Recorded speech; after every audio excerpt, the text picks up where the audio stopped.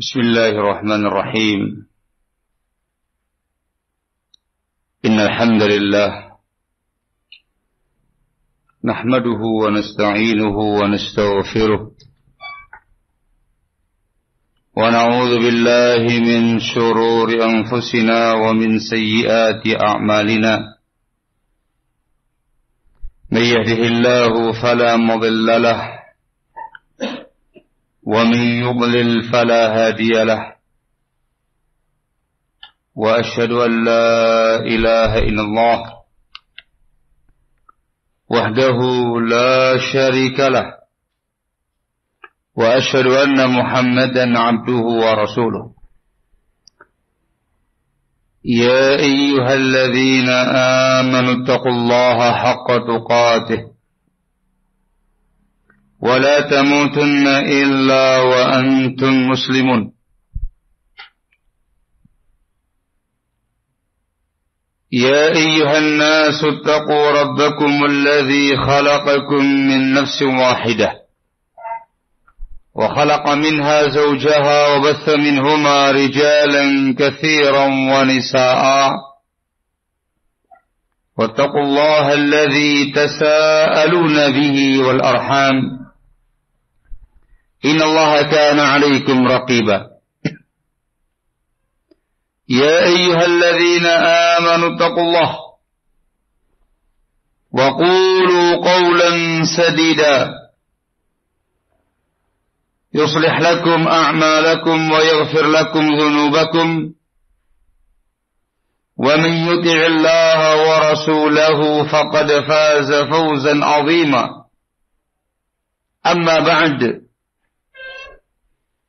فإن أصدق الحديث كتاب الله وخير الهدي هدي محمد صلى الله عليه وعلى آله وسلم وشر الأمور محدثاتها فإن كل محدثة بدعة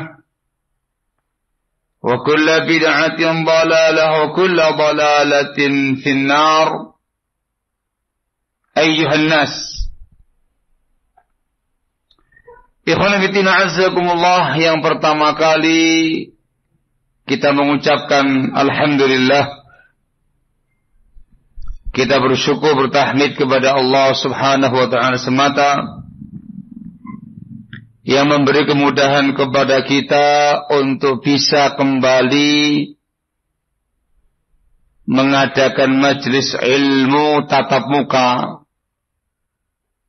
untuk yang pertama kalinya di Tuban semasa pandemi. Ini semuanya merupakan taufik, merupakan kemudahan dari Allah Subhanahu wa taala, nikmat yang sangat besar dari Allah Tabaraka wa taala, wa kita syukuri. Kemudian yang kedua, kita berterima kasih kepada pihak pemerintah yang memberikan izin resmi tertulis kepada panitia kajian di Tuban untuk melaksanakan kajian ini dengan prokes. Taklim dengan nuansa baru. Memang kita di masa AKB, adaptasi kebiasaan baru. Taklimnya pakai masker, yang berbicara juga bermasker. Dengan jarak, cuci tangan sebelum masuk ruangan, cek suhu tubuh, dipastikan insyaallah yang hadir sehat. Ini semuanya merupakan kemudahan dari penguasa kita, di mana kita sebagai rakyat wajib berterima kasih kepada mereka semua, upaya untuk tetap mengadakan pengajian-pengajian di tengah-tengah masyarakat dengan tetap memperhatikan sisi kesehatan. Walhamdulillah, acara bisa kita mulai, bisa kita laksanakan. Faedah penting yang bisa kita ambil di sini adalah kita masih memungkinkan dan masih bisa mengadakan ta'lim, mengadakan majalisul ilmi di tengah pandemi dengan prokes dan semua dengan izin resmi dari pemerintah kita. Alhamdulillahi tabaraka wa ta'ala wahdah, thumma nashkuru hukumatana ala ma badhaluh. Jazahumullahu khairan wa baraka fihim wa fi juhudihim. Ikhwan fillah azakumullah, talabul ilmi, tafaqquh fid din, menimba ilmu agama, mengkaji, memahami bimbingan agama, ini kewajiban syar'i atas tiap-tiap individu muslim. Memang kewajiban agama, dan ini merupakan amal kebaikan yang paling afdal. Disebutkan dalam hadis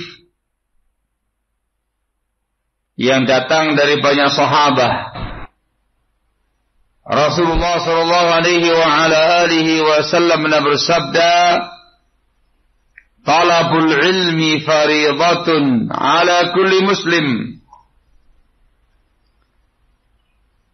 Talabul ilmi, menimba ilmu agama itu perkara yang fardu, perkara yang wajib atas tiap-tiap muslim.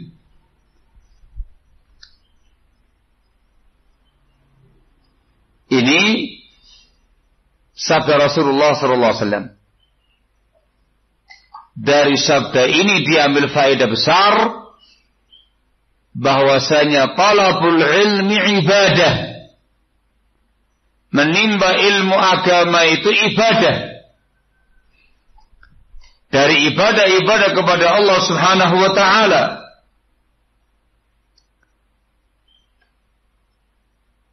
Dan ibadah talabul ilmi ini secara hukum wajib.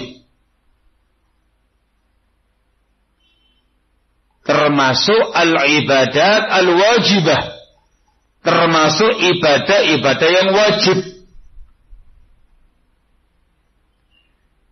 Kemudian kewajiban di sini barakallahu fikum adalah kewajiban yang sifatnya fardu ain. Bukan fardu kifayah. Fardu wajib atas individu-individu muslim dan muslimah untuk memahami agamanya, untuk mendalami agamanya secara global. Yang dengan itu dia tahu bagaimana berakidah yang benar. Dia tahu bagaimana beribadah yang benar. Dia tahu bagaimana berakhlak yang mulia. Dia tahu mana perintah agama, dia kerjakan. Dia tahu mana larangan agama, dia tinggalkan. Itu fardu ain, bukan fardu kifayah. Ketika dia hendak sholat, maka fardu ain atasnya untuk mengerti hukum-hukum sholat, tata cara sholat secara global. Ketika dia mau berpuasa, fardu ain atas dia untuk mengkaji hukum-hukum puasa, adab-adab puasa, dan hal yang terkait dengan puasa secara global. Dan seterusnya. Dia ingin berbisnis,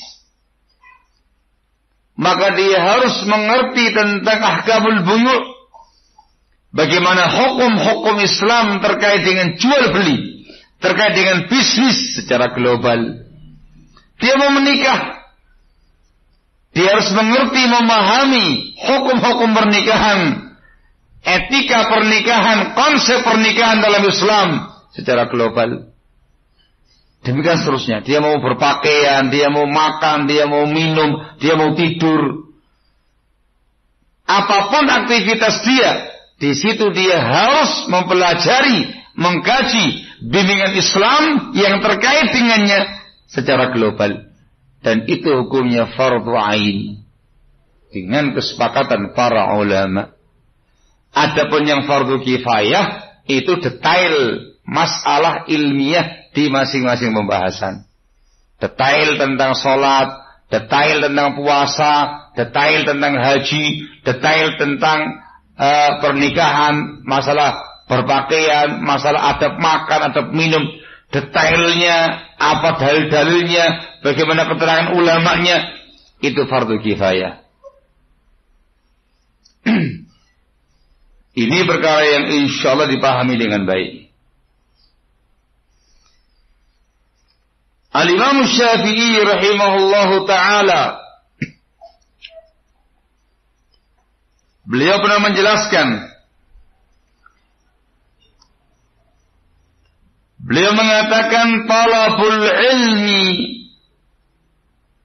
afdalu min salatin nafilah. Talabul ilmi afdalu min salatin nafilah. Menimba ilmu, talabul ilmi itu lebih utama daripada salat yang sunnah. Ini lafaz yang umum. Semua salat yang sunnah dimasukkan di sini. Talabul ilmi lebih afdal daripada duha. Talabul ilmi lebih afdal daripada qiyamul lail.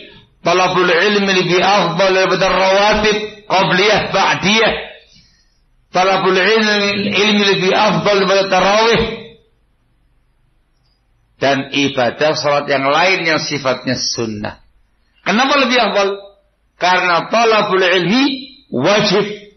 Salatnya sunnah. Yang wajib lebih afdal daripada yang sunnah. Bukan berarti meninggalkan yang sunnah, bukan. Hanya menjelaskan tingkatan martabat amal.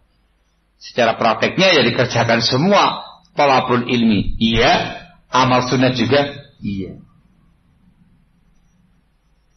Barakallahu fikum. Bahkan secara umum talabul ilmi itu lebih afdal daripada semua amal-amal yang sunnah. Baik sholat sunnah, puasa sunnah, sedekah sunnah, semua yang sunnah-sunnah yang belum sampai tingkatan wajib, maka talabul ilmi itu lebih afdal daripadanya. Barakallahu fikum. Ini ucapan al-Imam Syafi'i rahimahullahu ta'ala. Ikhwanu fillah azakumullah. Beliau juga mengatakan, masih ucapannya al-Imam Syafi'i rahimahullah, menjelaskan tentang pentingnya ilmu,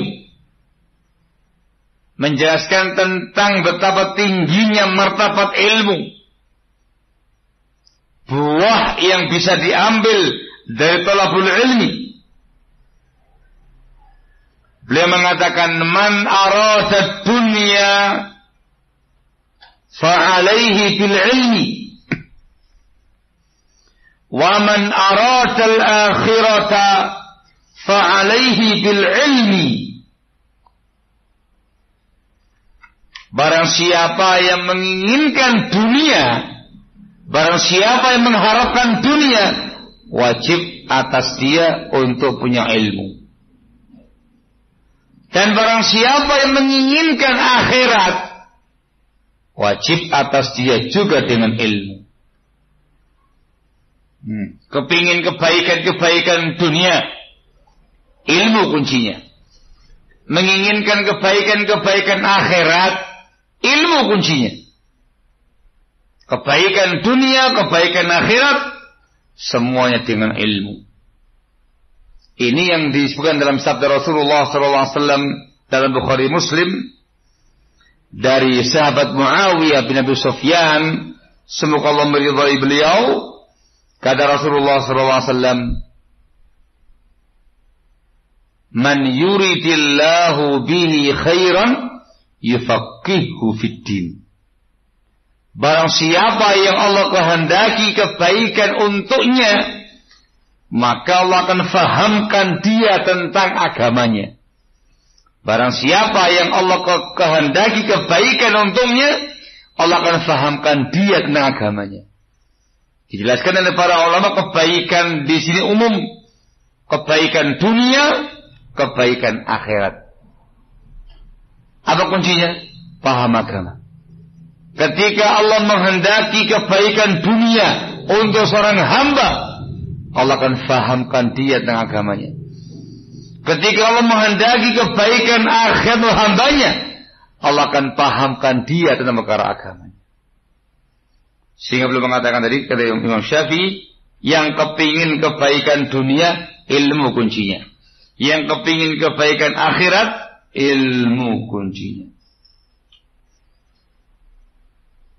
Hada wabih.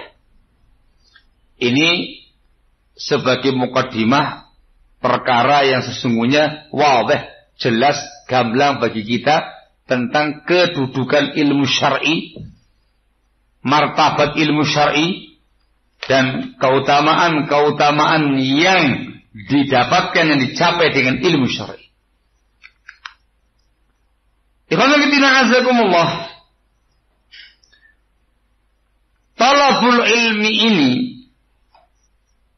kewajibannya terus berlangsung sepanjang umur kita.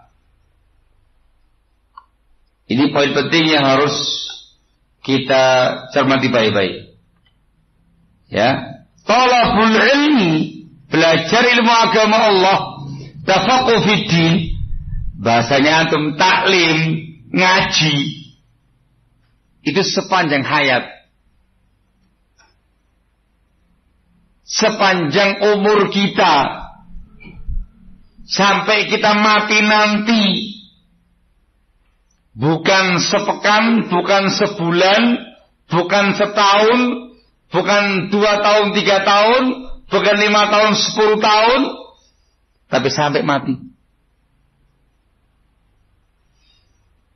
Ya. Yang bagi lil muslim ayatlubal ilma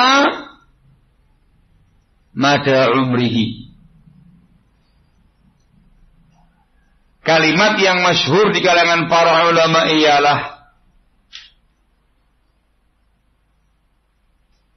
mereka mengatakan ma'al mahbarah ilal maqbarah, bersama dengan tinta sampai kuburan. Tinta untuk menulis ilmu. Minal mahdi ilal lahdi, dari gendongan ibu sampai liang lahat. Itu kata-kata yang sangat masyhur di kalangan para ulama kita terkait dengan talabul ilmi. Sepanjang waktu, sepanjang zaman, sepanjang hayat kita harus belajar.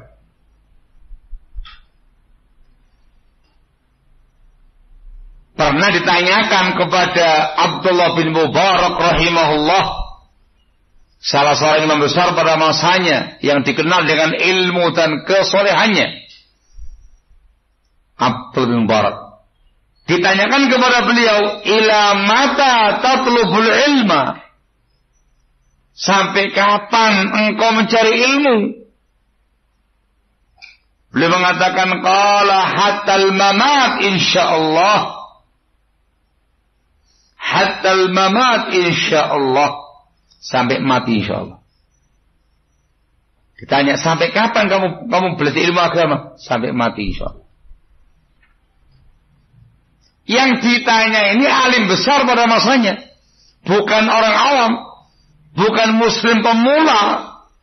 Yang ditanya alim, ahli ilmu, ahli hadis, ahli fikih, orang yang saleh, dikenal di kalangan para ulama dan muslimin di masanya. Yang ditanya seperti mereka, sampai kapan belajar? Jawabannya sampai mati. Apalagi kalau antum yang ditanya, sampai kapan taklim? Jawabannya sampai mati. Kalau seandainya di alam kubur ada taklim, di alam kubur juga taklim. Artinya kita dari nol betul. Bahwa beliaunya ditanya sudah alim besar pada masanya. Alim sampai kapan? Sampai mati. Alim masih belajar. Ahli hadis masih belajar. Apalagi kita yang masih nol. Tentu lebih wajib belajar lagi. Dan sampai mati. Barakallahu fikum. Ini yang dijadikan sebagai moto oleh para ulama kita. Talabul ilmi itu sepanjang masa, sepanjang hayat, sampai kita mati, tidak berbatas waktu. Apa istilahnya itu? Unlimited. Masya Allah. Tak berbatas waktu. Baik, dari sisi ini pula barakallahu fikum diambil faedah oleh para ulama kita, talabul ilmi itu tidak mengenal usia. Ini poin penting yang tambahkan. Talabul ilmi itu tidak mengenal usia. Walaupun afdolnya ya, bicara afdoliyahnya, talabul ilmi dimulai dari kecil. Dari kecil itu Masya Allah, masa-masa era keemasan. Tapi tidak mengenal usia. Istilah kita tidak ada kata terlambat untuk belajar agama. Tidak ada kata terlambat untuk belajar agama. Walaupun sudah berusia, walaupun sudah punya ilmu, tetap harus belajar. Contoh yang sangat agung, yang sangat mulia ditunjukkan oleh para anbiya wal mursalin alaihi wassalatu wassalam. Contoh yang paling jelas masyhur ialah kisah Nabiullah Musa alaihi salam mencari ilmu yang tidak beliau tahu yang ada pada Khadir alaihi salam. Nabi Musa termasuk Rasul. Beliau termasuk Rasul Ulul Azmi yang 5. Beliau ini Kalimur Rahman. Beliau Nabi dan Rasul Bani Israel yang paling utama, yang paling afdal. Itu Nabi Musa. Tetap menimba ilmu agama kepada Khadir. Semua ulama sepakat Nabi Musa lebih afdal dari Khadir. Sepakat para ulama. Tetapi ketika Khadir memiliki ilmu yang tidak dimiliki Nabi Allah Musa, beliau tetap belajar mencari tempatnya Khadir sampai ketemu orangnya. Dikisahkan dalam Al-Quran Al-Kahfi. Begitu ketemu dengan Khadir, Nabi Musa berkata kepadanya, diabadikan dalam Al-Quran Al-Kahfi ayat yang ke-66, hal attabi'uka ala an tu'allimani mimma 'allimta rusyda. Bolehkah aku mengikuti engkau supaya engkau mengajarkan kepada aku bimbingan yang diajarkan kepada engkau. Diikuti supaya dapat ilmunya Khadir. Dikisahkan dalam Al-Quran cukup panjang di Al-Kahfi. Secara keilmuan Nabi Musa a'lam, lebih alim, tetap belajar. Gitu ya. Tidak mengenal usia, tidak mengenal yang namanya terlambat. Para sahabatul kiram radhiyallahu ta'ala anhum ajma'in, para sahabat Nabi, rata-rata mereka baru belajar Islam, baru mengkaji Islam ketika usia telah senja. Kenapa? Baru masuk Islam. Al-Imam Al-Bukhari rahimahullahu ta'ala dalam kitab sahihnya membikin bab ucapan beliau, waqad ta'allama ashabun Nabi sallallahu alaihi wasallam fi kibari sinnihim. Sungguh para sahabat Nabi sallallahu alaihi wasallam mereka belajar di usia tua mereka. Ini para sahabat. Wa qad ta'allama ashabun Nabi sallallahu alaihi wasallam fi kibari sinnihim. Sungguh para sahabat Nabi mereka belajar agama, talabul ilmi di usia tua mereka. Kebanyakan seperti itu. Yang masuk Islam dari semenjak kecil tidak banyak. Rata-rata para sahabat yang masuk Islam ketika itu sudah berusia, sudah berumur, sudah berusia, sudah tua-tua. Itu semua tidak menghalangi mereka untuk talabul ilmi. Datang ke tempatnya Rasulullah SAW, menghadiri majalisnya Rasulullah SAW, mendengarkan sabda Rasulullah SAW, masih kurang, datang kepada sahabat-sahabat yang lain yang lebih dahulu menimba ilmu dari beliau SAW. Ini percontohan yang baik, sehingga dinyatakan oleh para ulama kita, mencari ilmu itu sepanjang hayat, sepanjang masa, sepanjang hidupnya kita. Dari buayan ibu sampai tiang lahat. Selalu talabul ilmi sampai masuk kuburan. Sepanjang hayat. Dan tidak mengenal waktu. Tidak mengenal usia. Berapapun usia kita, kapanpun kita mendapatkan hidayah taufik dari Allah Azza wa Jalla, mengerti Islam yang mulia ini, segera talabul ilmi, segera kita belajar ilmu, supaya mendapatkan ilmu sebelum kita mati nanti. Ini perkara yang jelas, barakallahu fikum. Yang berikutnya lagi adalah talabul ilmi itu tidak memandang tingkatan ilmu yang telah dia capai. Ada prinsip di kalangan para ulama, al-mudawamatu ala talabil ilmi mahma balagha minal ilmi wa hasra minal ulum. Ada prinsip, ada kaidah, senantiasa belajar agama, kontinu berkesinambungan dalam talabul ilmi, walaupun dia telah mencapai kadar ilmu yang tinggi, walaupun dia telah menghasilkan ilmu yang sangat banyak, tetap harus belajar.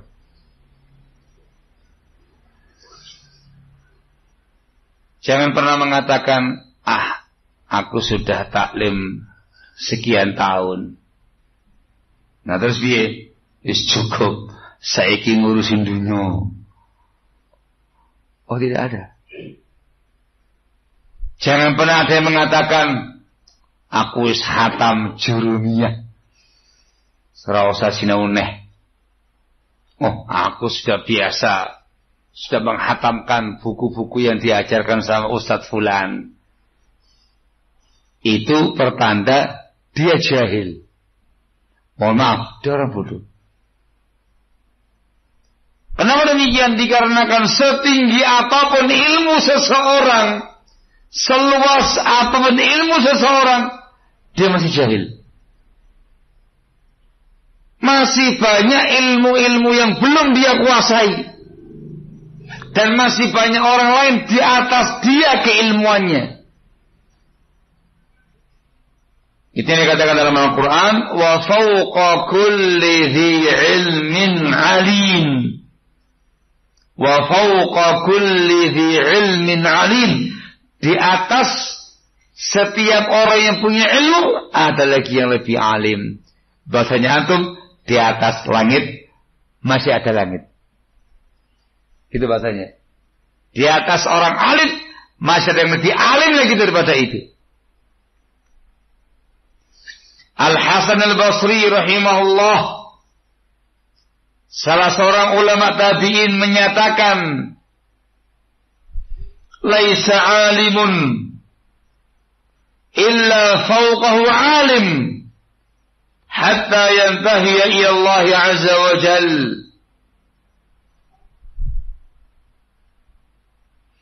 Tidak ada seorang alim pun melainkan di atasnya masih ada yang lebih alim sampai berhenti kepada Allah azza wa jal. Allah yang maha berilmu. Ilmu kamu seberapa?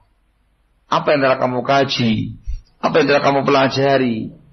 Apa yang telah kamu pahami? Berapa kali ilmunya kamu? Oh, saya ngerti ini. Cuman ngerti tok. Di atasnya kamu ada yang menghafalkan apa yang kamu ilmui tadi. Di atasnya kamu ada yang lebih mengerti, lebih banyak lagi yang telah kamu ilmui. Oh, lebih banyak lagi. Wah, kelasnya kita orang, kelasnya cek-cek ya, akhi. Oh, dikatakan talibul ilmi aja, wallahu a'lam bishawab, apalagi dikatakan seorang alim. Jauh. Allahul musta'an. Diriwayatkan oleh Ibn Abdul Bar dengan sanadnya sampai kepada Malik ibnu Anas sama Imam Malik rahimahullah. Beliau mengatakan la yanbaghi li ahadin yakunu 'indahu al-'ilmu ay yatruka at-ta'allum. La yanbaghi li ahadin yakunu 'indahu al-'ilm ay yatruka at-ta'allum. Artinya tidak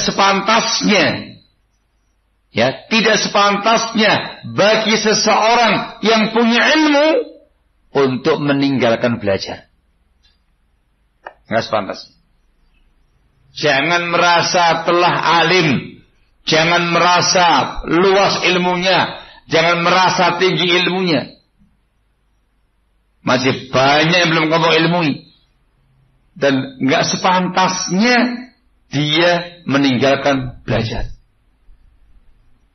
Jangankan kamu, para ulama masih belajar. Jangankan para ulama, para nabi masih belajar.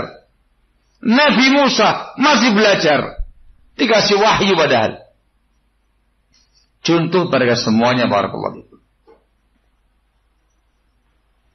Bahkan dikatakan oleh Ibnu Abi Ghassan, Ibnu Abi Ghassan rahimahullah, beliau mengatakan la tazalu aliman ma kunta muta'allima.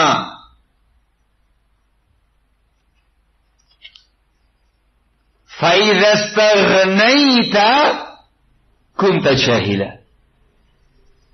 Kata Ibnu Abi Ghassan rahimahullah, engkau senantiasa dikatakan alim selama kamu masih mau belajar. Kamu dikatakan orang berilmu selama kamu masih mau belajar. Maka ketika kamu sudah tidak perlu lagi dengan ilmu, maka kamulah orang yang jahil. Justru kamu orang jahil. Ini semua adalah kalamus salaf, ucapan para ulama salafuna salih rahimahumullahu tabaraka wa ta'ala, menegaskan kepada kita bahwa talabul ilmi itu yang pertama selalu dilakukan sepanjang hayat, sepanjang masa, sepanjang waktu, tidak mengenal waktu, tidak mengenal usia. Yang kedua, thalabul ilmi terus dilakukan setinggi apapun ilmu yang telah kamu capai, seluas apapun ilmu yang telah kamu dapatkan. Terus belajar. Terus thalabul ilmi. Di atasmu masih banyak yang lebih alim daripada kamu. Masih banyak perkara yang belum kamu pahami. Sampai kamu mati nanti, barakallahu. Perkara yang ketiga, ini yang menjadi pembahasan kita, barakallahu fikum. Al-mudawamatu ala talabil ilmi mahma balagha minal hal. Terus menerus berkesinambungan talabul ilmi, apapun kondisi yang menimpa kita, hal, keadaan, kondisi yang menimpa kita. Ketika kita kaya raya, hartanya berlimpah, kecukupan harta, wajib dan tetap talabul ilmi.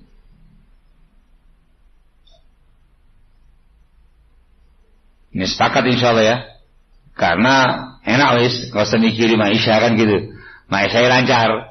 Sehingga biasa nih ada semangat belajarnya. Orang mikirin maisha. Tapi ya banyak juga yang kemudian terlalaikan malah berleha-leha dengan harta yang dia miliki, lupa dengan belajar. Kita bicara orang yang semangat belajar. Harta melimpah, rezeki cukup, tetap thalabul ilmi. Dalam kondisi kita terpuruk ekonominya, sebagai orang yang miskin, sebagai orang yang fakir, sekalipun tetap harus belajar. Dan ini yang dicontohkan oleh para sahabatul kiram, semoga Allah meridhai mereka di awal-awal Islam. Para sahabat-sahabat Rasul yang statusnya masih budak, tetap talabul ilmi. Para sahabatnya Rasulullah SAW yang ashabus suffah, yang tinggal di emper Masjid Nabawi, talabul ilmi. Dalam kondisi mereka miskin, fakir, sebatang kara, nggak punya keluarga, ada yang tinggal di tempat asalnya, dia hijrah ke Madinah, makan apa adanya, pakaian jambang-camping. Kala itu tetap mereka talabul ilmi. Sahabat Abu Hurairah radhiyallahu anhu wa ardhah mulazamah, selalu menemani Rasul, mendampingi Rasul sallallahu alaihi wasallam sepenuh perutnya. Dalam kondisi kenyang, belajar sama Rasul. Dalam kondisi lapar, belajar sama Rasul. Suatu kali beliau biasa menaruh batu di sarungnya, di pakaiannya, di bagian perutnya itu, untuk menekan perutnya. Karena apa ini? Karena lapar. Datang ke rumah-rumah sahabatnya Rasulullah SAW. Awalnya sih kelaparan, siapa ngerti atau yang ngerti ngasih makan gitu. Begitu ketok pintu dibukakan oleh para sahabatnya Rasulullah SAW, berubah pikiran. Yang ditanya bukan masalah makan, yang ditanya hadisnya Rasulullah SAW. Dapat ilmu lagi. Sahabat yang mulia Abu Hurairah, semoga Allah meridhai beliau, berguling-guling di depan mimbarnya Rasulullah SAW. Orang-orang memandang beliau dikira orang yang terkena, orang yang kesurupan, orang yang gila. Dia mengatakan, wallahi ma bi min junun, ma bi il-jur. Sungguh demi Allah, aku bukan kerasukan, aku bukan orang yang kena jin. Yang menimpa aku cuma satu, sangat kelaparan. Itu semua tidak menghalangi beliau untuk thalabul ilmi. Dan masih banyak lagi contoh-contoh yang lain dari kalangan para sahabatul kiram. Mereka belajar ilmu agama dari beliau sallallahu alaihi wasallam dalam kondisi yang bagaimanapun. Kaya, taklim. Miskin, fakir, taklim. Barakallahu fikum. Talabul ilmi sesibuk apapun, dalam kondisi kita punya kesibukan yang luar biasa, tetap talabul ilmi. Walaupun harus bergantian dengan yang lain. Tidak bisa tiap hari. Ya, tetap belajar, tetap ngaji, tetap taklim, sesibuk apapun kita. Itu yang dilakukan oleh sahabat Umar bin Khattab. Semoga Allah meridhai beliau bersama dengan tetangganya dari kalangan Ansor. Tinggalnya di awali tempat-tempat yang tinggi agak jauh dari Masjid Nabawi. Itu yatanawabani fil ilmi. Saling bergantian untuk datang ke majelis ilmu. Jauh kesibukannya masing-masing. Gantian. Hari ini sahabat Umar yang datang ke Rasulullah SAW. Tetangganya di rumah dengan pekerjaannya. Datang, ilmunya disampaikan ke tetangga tadi. Tadi Rasul mengatakan demikian. Disuplai ilmunya itu, dioper. Keesokan harinya, sahabat Ansar yang ke Rasulullah SAW. Pulang, menyampaikan sabda Rasul kepada sahabat Umar. Dan beliau mengatakan gini. Terus belajar. Kadang hadir langsung, kadang dapat dari teman yang hadir. Upaya yang luar biasa dari para sahabatul kiram. Semoga Allah meridhai mereka semua untuk talabul ilmi. Sesibuk apapun.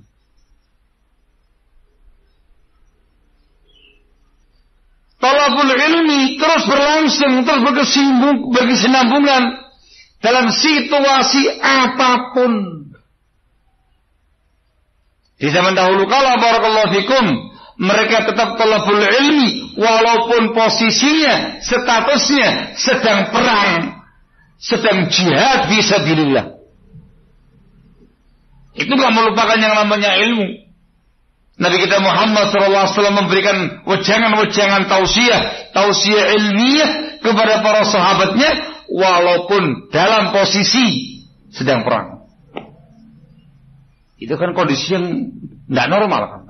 Kondisinya lagi perang ini melawan kaum kufar. Tetap belajar. Ketika sedang safar, perjalanan menuju ke tempat perang, dikasih bimbingan. Apalagi pada perangnya itu ketika Ramadan awal berangkat Rasul tidak memberikan bimbingan yang puasa silakan. Sudah mulai mendekati tempat di pertengahan jalan beliau menghasung yang puasa silakan, yang enggak silakan, yang enggak puasa lebih afdal. Begitu pasukan keesokan hari berjumpa dengan musuh, beliau mengatakan berbuka puasa itu lebih afdal untuk kalian supaya lebih kuat melawan musuh. Ada ilmunya, dikasih bimbingannya. Ada sebagian ulama kita yang mengumpulkan hadis Rasul kala safar, dikasih klasifikasi. Ini sabda Rasul ketika safar, sabda Rasul ketika mukim. Itu mereka rinci untuk menggambarkan dalam semua keadaan, dalam semua situasi, kondisi yang tenang, kondisi yang menegangkan, kondisi yang mencekam, tidak pernah luput dari ilmu. Selalu talabul ilmi. Entah menyampaikan ilmu, mendengarkan ilmu, bertanya tentang masalah ilmu, share ilmu, posting ilmu, faedah ilmu, semua terkait dengan ilmu. Itu salafun saleh. Dalam semua keadaan. Sehingga al-mudawamatu ala talabil ilmi mahma balagha minal hal. Berkesinambungan terus menerus belajar ilmu agama bagaimanapun kondisinya, bagaimanapun situasinya. Sehingga tidak pernah lepas dari ilmu. Selalu berkecimpung dengan ilmu, selalu bersama dengan ilmu. Itu mereka. Dan itu ciri khasnya kaum muslimin, barakallahu fikum. Iman mereka terjaga. Semangat berakidah, semangat bermanhaj, semangat membela agama terjaga. Ilmunya terus bertambah, apapun, bagaimanapun situasinya. Justru dengan itu, dengan ilmu tadi, terbimbing secara syar'i menghadapi ragam situasi yang ada. Yang penting, terbimbing dengan bimbingan syar'i pada ragam situasi yang ada. Ketika safar mengalami keadaan demikian, ada ilmunya. Ketika mengalami keadaan demikian, ada ilmunya. Itu semuanya dengan ilmu syar'i. Terjadi di zamannya Rasulullah SAW ketika jihad fisabilillah, safar dalam kondisi panas yang sangat terik, ada seseorang yang memaksakan kehendak, memaksakan diri untuk puasa. Panas yang sangat terik, perjuangan yang luar biasa, dia sudah mau pingsan, tetap puasa. Sampai dia terjatuh, pingsan. Dikerumuni oleh banyak orang, oleh banyak para sahabat. Rasulullah mengatakan, ada apa itu? Ya Rasulullah, fulan ibnu fulan, dia puasa tadi sampai pingsan. Maka Rasul mengatakan dalam sabdanya, laisa minal birri asyamu fis safar. Bukan termasuk kebaikan, bukan termasuk kebajikan puasa ketika safar. yakni ketika enggak kuat dipaksakan puasa. Beliau mengatakan dalam sabda yang lain, "Zahabal muftiruna bil ajr." Hari ini, saat ini, orang-orang yang enggak berpuasa meraih semua pahala. Kenapa? Karena mereka yang menyiapkan tenda-tenda untuk berpuasa tadi itu, mereka menyiapkan segala sesuatunya, menyiapkan buka puasa segala macam. Sementara yang puasa lemes sudah, terkulai menunggu waktu berbuka. Yang bekerja, yang enggak berpuasa. Rasul mengatakan, hari ini orang-orang yang enggak berpuasa meraih semua pahala. Itu ketika safar. Itu ketika berjihad fisabilillah dalam kondisi yang enggak normal. Dikasih ilmu. Terbimbing dengan ilmu. Dengan cara seperti ini.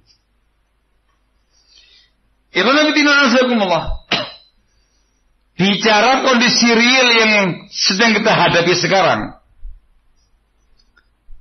Qadarullah wa syafa'al. Allah memberikan ujian bagi kita semuanya. Barakallahu fikum. Sudah hampir setahun setengah kita dalam situasi pandemi. Kita nggak usah berbicara konspirasi dan konspirasi segala macam, yang penting nyata ada. Kita bicara real. Situasi pandemi sekarang ini, barakallahu fikum, mengharuskan kita untuk lebih banyak di rumah. Gitu ya. Stay at home. Sebisa mungkin jangan sering-sering untuk interaksi di luar. Ini wabah terkait dengan penyakit. Barakallahu fikum. Tidak bisa dipungkiri dan memang terjadi. Kajian-kajian kita Ahlussunnah wal Jamaah salafin bil khusus yang biasa mengadakan daurah, pekanan, bulanan, triwulan, daurah nasional dan segala macamnya, vakum. Betul ya? Vakum ya? Vakum. Vakum sebelumnya ini. Ada yang tetap, tapi sedikit persentasenya. Jujur kita merasakan masa-masa kevakuman ini semuanya membuat lemah semangat, membuat futur. Jujur pula kita mengatakan di masa-masa kevakuman taklim seperti ini, fokusnya kita cuma satu, iso mangang. Ya mana? Ya karena cari maisha pun juga dibatasi kan gitu. dalam keadaan makan sehari 3 kali, yang dikasih makan juga banyak. Masyarakat pikirannya ekonomi. Bagaimana cara bisa makan? Apalagi memang pandeminya, wabahnya, di antara upaya dan caranya kita harus banyak makan, kan gitu. Makan yang bergizi, makan yang enak-enak, meningkatkan imun, kan gitu ya. Tapi mau mencari maisha terbatas. Cari maisha terbatas, kau makan sing akeh, kau makan sing enak, kau makan sing bergizi. Jadi akan sedikit kontradiksi gitu. Pikirannya masalah itu. Dalam keadaan, dalam pandangan Islam barakallahu fikum, ketika seorang hamba, ketika seorang muslim fokus pikirannya, cita-citanya, yang dia inginkan, yang dia harapkan semata-mata dunia, justru bukan semakin bahagia, semakin lemah semangat imannya, semakin futur keadaan keagamannya. Ya, karena dunia itu menalaikan. Maka ikhwanafiddin azakumullah, semestinya seyogyanya dengan uraian yang dipaparkan di atas, dari contoh-contoh bagaimana salafun saleh, bagaimana para anbiya wal mursalin dalam talabul ilmi, hal itu tidak boleh terjadi. Tak boleh. Masing-masing kita seharusnya, seyogyanya terus bersentuhan dengan ilmu, walaupun kondisi pandemi, walaupun kita stay at home di rumah saja, walaupun kita tidak banyak keluar, walaupun mungkin belum bisa ta'lim tatap muka, tetap harus bersentuhan dengan ilmu, karena caranya banyak. Kita bisa membaca, kita bisa mendengarkan, kita bisa bertanya. Itu seharusnya. Maka talabul ilmi terus berlanjut, apapun kondisinya, bagaimanapun keadaannya, terkait dengan pribadi kita atau kondisi masyarakat kita. Talabul ilmi harus terus berlangsung di masa pandemi. Dikarenakan ini merupakan kewajiban agama, kewajibannya fardhu ain. Barakallahu fikum. Insyaallah taala dengan talabul ilmi di masa pandemi, justru dengan ilmu itu kita akan terbimbing secara syarak untuk bisa menyikapi pandemi dengan bijak. Iman terjaga, ya, menguatkan imun dan iman dengan talabul ilmi. Barakallahu fikum. Kalau sebelumnya masing-masing kita yang harus aktif membaca Al-Quran, membaca buku-buku agama, masing-masing kita harus aktif mendengarkan ceramah-ceramah, walaupun ceramah-ceramah yang sebelumnya belum ada yang baru, dikarenakan jarang ada yang ceramah yang baru kan gitu. Yang lama-lama kita merujuk kembali, kita baca majalah-majalah yang bagus, kita baca buku-buku yang baik, telaah.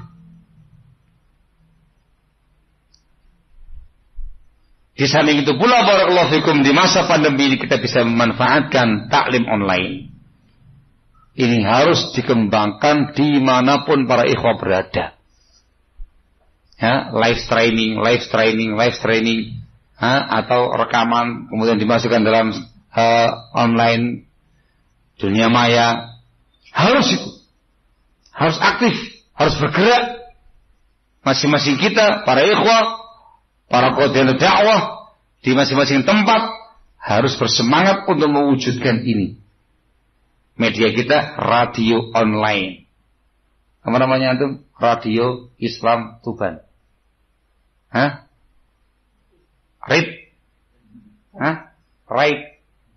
RIT. Radio Islam Tuban. Itu harus terus mengudara. Jangan pasif. Harus terus bergerak. Kita mainkan media sosial untuk kebaikan. Medsos yang bermanfaat untuk kemanfaatan kita, agama kita, ilmu kita, dan yang lain-lain. Era sekarang ini barakallahu fikum, walaupun pandemi belum selesai, upaya berikutnya ialah seperti yang kita lakukan saat ini. Membuat proposal izin kepada pemerintah kita untuk kembali menghidupkan majelis-majelis ilmu tatap muka dengan persyaratan izin dari penguasa kita. Dalam izin itu dipersyaratkan adanya prokes dalam taklim kita. Maka ini semua barakallahu fikum harus disemarakkan, harus dimulai oleh semua ikhwah di semua tempat, di semua daerah. Mari kita semarakkan lagi taklim-taklim kita, majlis-majlis ilmu kita di masa pandemi ini dengan AKB, adaptasi kebiasaan baru, taklim dengan prokes, dengan izin pemerintah kita. Insya Allah ketika kita mengajukan dengan cara baik-baik, barakallahu fikum kepada mereka, dan kita punya kemampuan untuk mewujudkan persoalan yang ada dari mereka, akan bisa dikerjakan dengan baik, barakallahu fikum. Dan tidak menghalangi khidmatnya sebuah ta'lim, tidak menghalangi kekhusyuan sebuah ta'lim, walaupun terbatas. Mungkin ikhwan saja, ummahatnya menggunakan live streaming, pemanfaatan media, iya, juga tatap muka untuk menjaga iman kita. Di samping menjaga imun kita, jaga imun, tingkatkan imun, jaga iman, tingkatkan iman, dan ada yang ngurus masalah amannya. Barakallahu fikum. Maka azakumullah, kita berharap dan berdoa kepada Allah Subhanahu wa taala semoga majlis kita yang seperti ini menjadi awal yang baik insyaallah tabaraka wa taala untuk kita semuanya kembali ta'lim, kembali talabul ilmi dalam situasi pandemi, di tengah-tengah pandemi, tetap dengan prokes yang diharapkan oleh penguasa kita, barakallahu fikum, sehingga diharapkan kajian terus berjalan, belajar terus berlanjut, talabul ilmi terus digencarkan, semangat terus berkobar untuk belajar ilmu agama Allah Azza wa Jalla, dan kemudian untuk mengamalkannya. Barakallahu fikum. Diharapkan di masa pandemi kita semakin kuat. Ketika dorongan imannya semakin kuat, insyaallah imunnya semakin meningkat. Barakallahu fikum. Ini yang bisa saya utarakan. Ada waktu saya sengaja meluangkannya ada sekitar 15 menit untuk tanya jawab. Acara kita hanya sampai maghrib ya. Janji loh maghrib ya. Izin sampai maghrib ya. Coba 12 karena isya lah ya. Alhamdulillahi rabbil alamin. Naam. Apakah ketika kita taklim via online seperti ini atau kita mendengarkan kajian-kajian ilmiah tapi via LAN dan sebagainya, apakah juga mendapatkan faedah yang disebutkan oleh Rasulullah SAW, keutamaan itu tadi, yaitu satu malaikat dan itu. Zahir hadis barakallahu fikum. Hadis barakallahu fikum itu menjelaskan tentang keutamaan majelis ilmunya. Jadi kalau kita barakallahu fikum mendengarkan taklim via online dan segala macamnya sendiri di rumah gitu, kita hanya bisa mendapatkan keutamaan talabul ilminya. Karena nggak ada majlis itu, nggak ada majlis. Paham ya? Ilmu itu kan keutamanya banyak. Keutamaan ilmunya, keutamaan talabul ilminya, keutamaan berangkat dari ilmunya, keutamaan ulamanya, keutamaan majlis ilmunya, keutamaan diskusi ilmiah. Itu masing-masing ada keutamaannya. Zahir hadis menunjukkan ketika kita sendirian di rumah hanya mendengarkan live streaming dan segala macam, keutamaan ilmu dapat, keutamaan talabul ilmi dapat, majelis tidak, dikarenakan nggak ada majelis. Itu kenapa kita harus semangat lebih untuk menyemarakkan kembali, menghidupkan kembali majelis ilmunya. Kayak sekarang ini para pelajar. Ada keutamaan tapi sisi yang lain. Para pelajar, dikarenakan zahir hadisnya sebuah tempat, ya, sebuah tempat majelis mereka suatu kaum yang mereka saling mudarasah Al-Quran, saling mengkaji Al-Quran. Itu kumpulan banyak orang, namanya majlis. Kasih namanya majlis. Dapat keutamaan, tapi untuk majlis tidak. Bahirnya demikian. Allahu tabaraka wa ta'ala alam bisawab. Jadi kalau misalkan majlis kayak sekarang ini, mau bikin sebuah majlis, tapi online, ustadznya di tempatnya sendiri, antum di sini, diperdengarkan secara online, insya Allah dapat. Insya Allah semoga dapat, dikarenakan bahirnya adalah sebuah majlis yang diadakan untuk ilmu, walaupun pembicaranya nggak langsung tatap muka. Semoga dapat. Wallahu tabaraka wa ta'ala alam bisawab. Monggo, bisa yang lain selagi saya jawab. Monggo. Gimana? Tapi mudah Pak ya? Iya. Itu karena pernah dengar hasil tertentunya. Alhamdulillah imam dan nasyurun dari kaum mubarak. Nah, itu pelaksanaannya kita tetap ngomong pada balakan ngomong atau langsung. Jadi sampai ngomong dengan kita langsung. Yang setahu saya doa i'tidal itu ada yang simpel, ada yang panjang. Ada yang pendek, ada yang panjang. Sami Allahu liman hamidah Rabbana wa lakal hamd. Itu kan pendek. Itu ada doa yang panjang.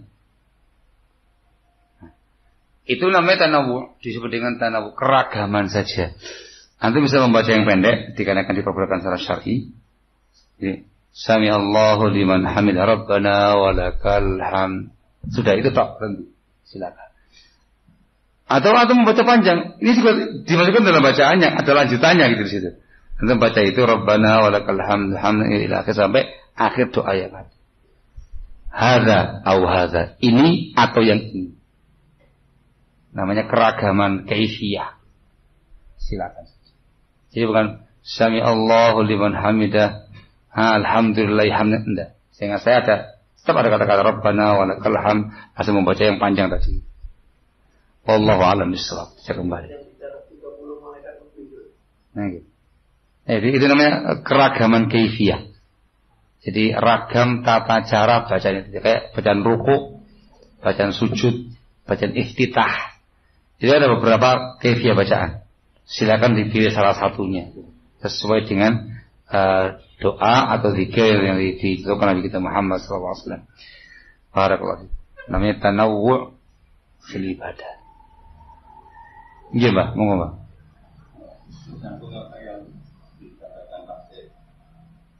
Ketika imam membaca Sami Allahu liman hamidah, makmum Rabbana wa lakal hamd.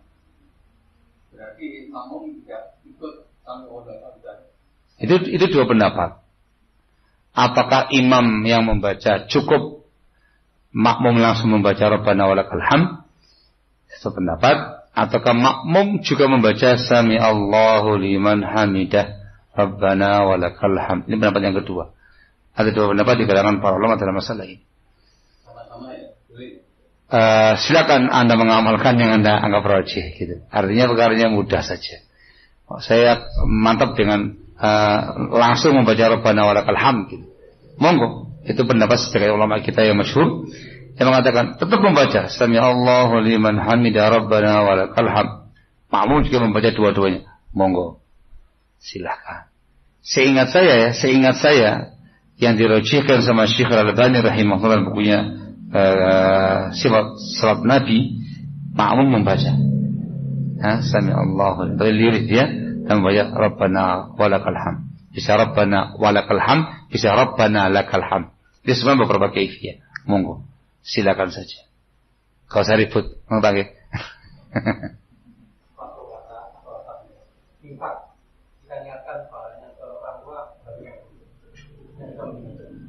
Orang tua telah wafat. Anak, kita sebagai anak menginfakkan harta atas nama orang tua. Gitu. Hartanya orang tua atau hartanya sendiri? Harta pribadi. Tapi terkait dengan bab sedekah, para ulama mengatakan nyampe pahalanya. Bisa seorang anak bersedekah atas nama orang tuanya. Bisa, untuk sedekah itu bisa. Dalam bab ini mereka mengatakan yang namanya anak itu adalah usahanya orang tua. Di doa nyampe, sedekah nyampe, kemudian nadarnya orang tua, wasiatnya orang tua nyampe. Ada beberapa amal yang disebutkan dalam nas hadis nyampe. Hukum asalnya masing-masing orang itu mengamalkan amalnya sendiri. Masing-masing orang mendapatkan pahala dari amalnya sendiri. Allah mengatakan dalam firman-Nya, wa alaysa lil insani illa ma sa'a. Dan masing-masing insan tidak mendapatkan pahala kecuali apa yang dia amalkan sendiri. Itu hukum asal. Ada beberapa amalan yang disebutkan dalam nas hadis atau juga nas ayat yang mengatakan itu nyampe. Ketika ada hadisnya maka nyampe.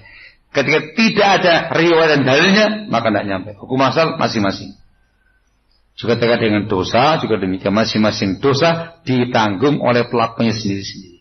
Wala taziru waziratun wizra ukhra. Sebuah jiwa tidak menanggung dosa jiwa yang lain. Kecuali apabila dia berwasiat untuk dikerjakan dosa tadi, atau dia mendakwahkan dosa tadi diikuti sama yang lain, maka dosa jariah namanya. Sehingga tidak dinafikan secara mutlak, tidak dibuka lebar-lebar secara mutlak. Sebagian pihak, mohon maaf, terlalu memperluas masalah ini, sehingga semua dikirim. Opoi dikirim. Nah, itu kurang tepat. Yang betul dikirim pada amal-amal yang memang ada dalilnya, pahalanya sampai kepada sang mayit. Jadi paham ya? Terus pakai dalil secara khusus. Ustaz, Anda baca Al-Baqarah tak kirimkan ke orang tuaku ya? Jawabannya dalilnya ada enggak? Dalil khusus yang mengatakan baca Al-Baqarah sampai kepada al-mayyit. Kalau ada, amalkan. Kalau enggak ada, jangan diamalkan. Jangan mengatakan, kan baca Al-Quran kan bagus. Kita nggak bahas sisi itunya. Baca Quran itu ibadah, karena sangat mulia. Yang ditanyakan bukan baca Qurannya, tapi pahala baca Al-Baqarah dikirim ke orang lain. Ini yang harus pakai dalil. Ketika ada, silakan. Kalau tidak ada, jangan. Rusak bapakku, terus biaya mana yang dewi-dewi? Nah, gitu ya. Cari amal yang lain. Dan yang paling bermanfaat, doa anak soleh. Itu yang paling penting. Wallahu a'lam bishawab. Kurang 7 menit. Kurang siapa Pak? Ayo tak tengok Pak.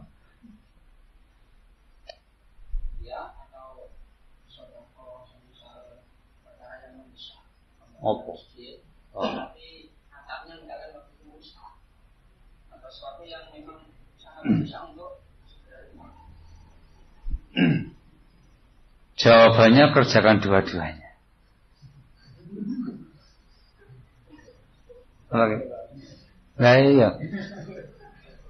Ta'awun masjid iya, udhiyah juga iya.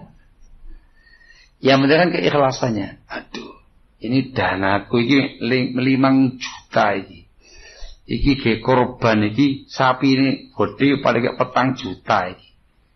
Karena saya toh 1 juta kasih ke masjid. Tidak ada batas minimal sedekah. Yang penting keikhlasannya. Hatta antum nyumbang untuk masjid 1.000, ikhlas besar pahalanya. Paham ya? Nah iya, kenapa harus milih salah satunya? Mending kerjakan dua-duanya lah, besar pahalanya kok.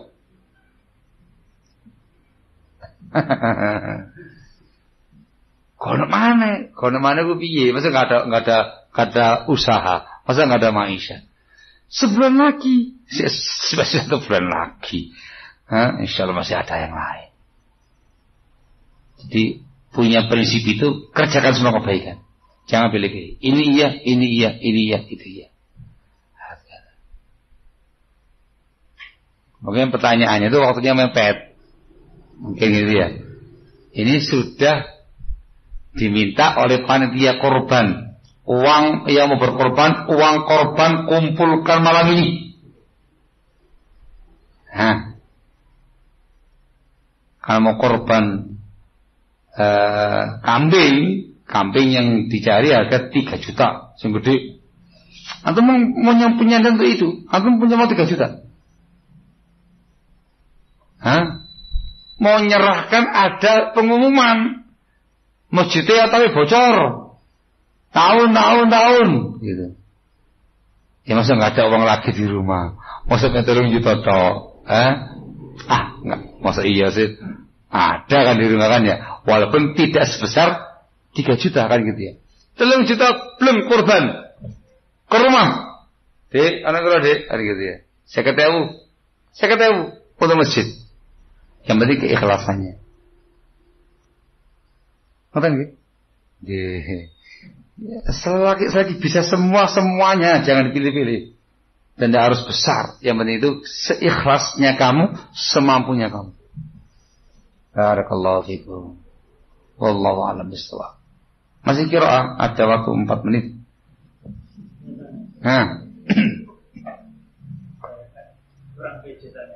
Loh, kenapa? Bertanya-tanya. Saya pernah dengar hukum asal semua perintah itu wajib. Tidak ada dalil yang menurunkan.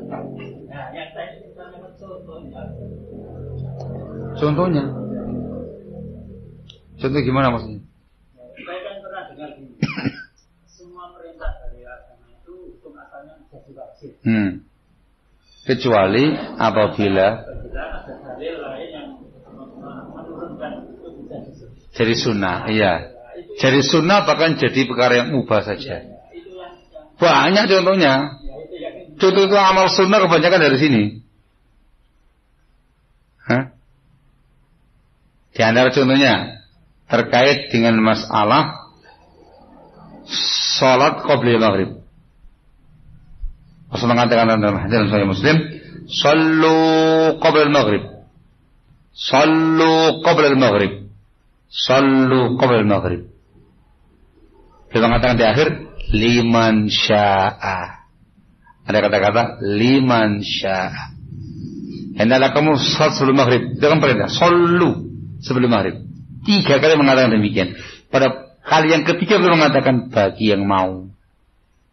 Kata-kata liman syaa menunjukkan sunnahnya, bukan perkara yang wajib. Bahkan dikatakan bukan rawatib, tingkatan sunnahnya di bawahnya rawatib.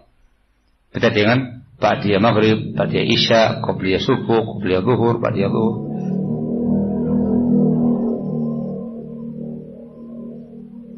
Pas maghrib ini di wilayah saya. Ya insyaallah. Mungkin lagi. Teman banyak lagi yang lain. Itu disebutkan dalam ilmu usul fiqh. Jadi perintah hukum asal adalah wajib, terkadang berubah menjadi sunnah karena ada dalilnya. Contohnya ini, terkadang itu sebagai bimbingan saja, namanya irsyad. Jadi afdaliyah begitu.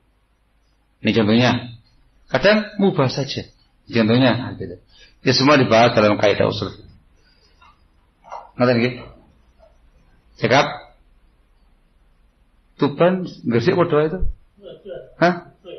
Oh. Beda apa? Oh enggak maksudnya waktu sholat maksudnya aku. Hah? Lebih lambat jantunnya atau mendekat ke arah Jawa Tengah ya?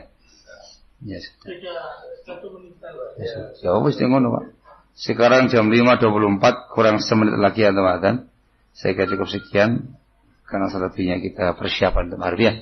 Semoga manfaat, semoga menjadi awal yang baik untuk kelanjutan taklim kita di Tuban dan teman-teman yang lain. Tetap semangat, thalabul ilmi, apapun kondisinya, bagaimana keadaannya, walaupun di tengah-tengah pandemi. Lanjutkan belajar kita untuk meraih pahala dari Allah dan menambah keilmuan kita sehingga beramal dengan dasar ilmu yang syar'i. Naktafi lahuna subhanaka wa bihamdika asyhadu an la ilaha illa anta astaghfiruka wa atubu ilaik. Walhamdulillahi rabbil alamin.